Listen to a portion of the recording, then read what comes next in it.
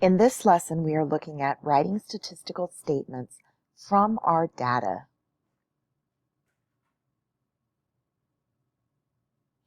We're going to focus on the Likert question.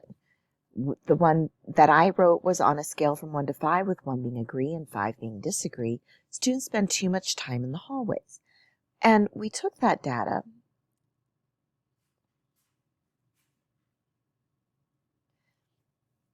and we counted out how many people answered each question. And then we found percents based on that information. 20 people said number 1, that's 40% of our students. 10 people said 2, that is 20% of our students. And we found those percents to make our circle graph. After that, we found our median, mode, and mean of the data, and then our range, IQR, and MAD.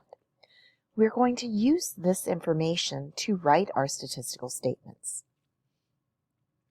The first thing is the percent statement. Well, that's just using our percents and writing them into a sentence. So since the number 1 was that students strongly agree that they're in the hallway too much, we can write a statement that says 40% of the students feel they spend too much time in the hallways. You want to look through your data and find the percent that best supports your point of view and the change you want to make.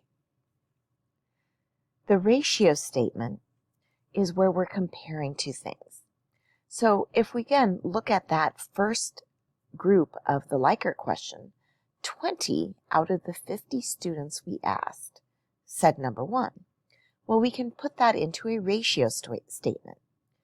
20 out of 50 students state they are in the hallways too much. But I can use the opposite end of it, where 5 said 5. 5 out of 50 students disagree and feel their time in the hallway is appropriate. Because there's times when you need to state the opposing point of view. So this would allow me to state the opposing point of view, but also show that very few people think that way.